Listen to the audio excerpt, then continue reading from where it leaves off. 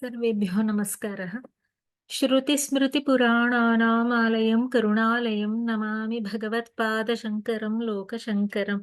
सर्वमङ्गलमाङ्गल्ये शिवे सर्वार्थसाधिके शरण्ये त्र्यम्बके गौरि नारायणि नमोऽस्तु ते। 37तमः श्लोकः।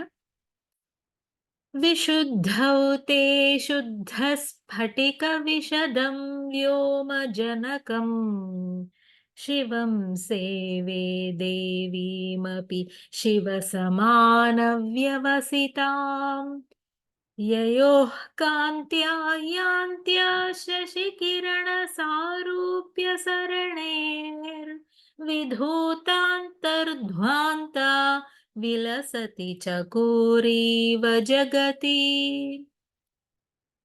पदच्छेदः। विशुद्धौ ते शुद्धस्फटिकविशदं व्योमजनकं शिवं सेवे देवीम् अपि शिवसमानव्यवसितां ययोः कान्त्याः यान्त्याः शशिकिरणसारूप्यसरणेः विधूतान्तर्ध्वान्ता विलसति चकोरी इव जगति।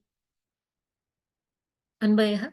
हे भगवति, ते विशुद्धौ शुद्धस्फटिकविशदं व्योमजनकं शिवं शिवसमानव्यवसितां देवीम् अपि सेवे ययोः यान्त्याः शशिकिरणसारूप्यसरणेः कान्त्याः जगति विधूतान्तर्ध्वान्ता चकोरी इव विलसति।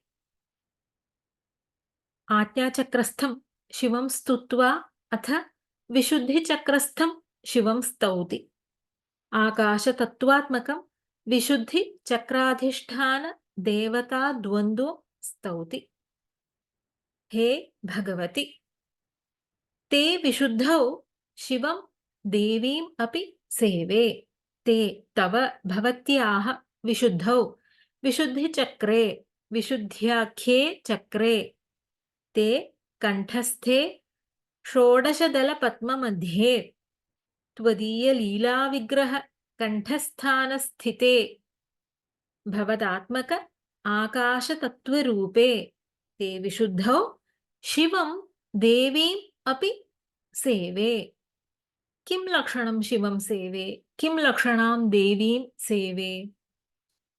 शुद्धस्फटिकविशदं व्योमजनकं शिवं सेवे। शुद्धस्फटिकविशदं, शुद्धश्च स्फटिकश्च तद्वत् विशदः तं शिवं सेवे। शुद्धस्फटिकवत् विशदं शुभ्रं स्वच्छं दोषरहित स्फटिकोपलसदृशम् अतिनिर्मलं सुनिर्मलस्फटिकाच्छं शिवं सेवे। पुनः व्योमजनकं शिवं सेवे। व्योम आकाशः, व्योम्नः आकाशतत्त्वस्य जनकम् उत्पादकं जनयितारं गगनकारणं तस्माद्वा एतस्मादात्मन आकाशः सम्भूतः इति श्रुतेः। अतः आकाशकारणं शिवं शिवतत्त्वं व्योमेश्वरं शिवाख्यं देवम् अहं सेवे। शिवसमानव्यवसितां देवीमपि सेवे। शिवसमानव्यवसितां, शिवेन समानं व्यवसितं व्यवसायः प्रयत्नः यस्याः तां स्वयमपि शिवशब्दवाच्या इत्यर्थः। शिववत् सृष्टिस्थितिसंहारकारिणीं शिवेन सह ऐक्यात् शिवसमानव्यवसितां देवीं भगवतीं व्योमेश्वरीम् अपि शब्दः समुच्चये देवीमपि सेवे उपासे नमामि अहं भजे। सेव सेवने धातोः लट्लकारे उत्तमपुरुषे एकवचनं रूपम्। ययोः यान्त्याः शशिकिरणसारूप्यसरणेः कान्त्याः जगति विधूतान्तर्ध्वान्ता चकोरी इव विलसति। ययोः शिवयोः देवयोः यान्त्याः ययोः शिवयोः सरन्त्याः गच्छन्त्याः व्यापृतायाः शशिकिरणसारूप्यसरणेः शशिकिरण चन्द्रकिरण चन्द्रकिरणानां सारूप्यं सादृश्यं तस्य सरणेः मार्गात् चन्द्रिकासमानसरणिः मार्गः प्रवाहः पद्धतिः सुषुम्ना पद्धतिः इति वा शशिकिरणसारूप्यसरणेः कान्त्याः कान्त्याः सकाशात् चन्द्रकिरणसदृशप्रभायाः सकाशात् द्युतेः सकाशात् जगति विलसति जगति त्रिलोकी चतुर्दश भुवनं साधकलोकः इति वा साधकलोकः विलसति जगति कथं विलसति विधूत अन्तर्ध्वान्ता चकोरी इव विलसति विधूत अन्तर्ध्वान्ता चकोरी इव विलसति चकोर विहगीव चकोरः पक्षिविशेषः तस्य स्त्री चकोरी चकोरपक्षी शशिकिरणानेव आश्रित्य तिष्ठति तद्विना न जीवत्येव चन्द्रिकां पीत्वा सन्तुष्टः भवति इति कविसङ्केतः जगति चकोरी इव चन्द्रिकापायि पक्षि विशेषाङ्गना इव विलसति कीदृशी चकोरी इव विधूत अन्तर्ध्वान्ता चकोरी इव विधूतं निराकृतम् अन्तर्ध्वान्तम् अन्तःकरणस्य अज्ञानं यस्याः सा चकोरीपक्षे विधूतं चन्द्रिकाभावजन्य दुःखपरं विधूतं त्यक्तम् अन्तर्ध्वान्तं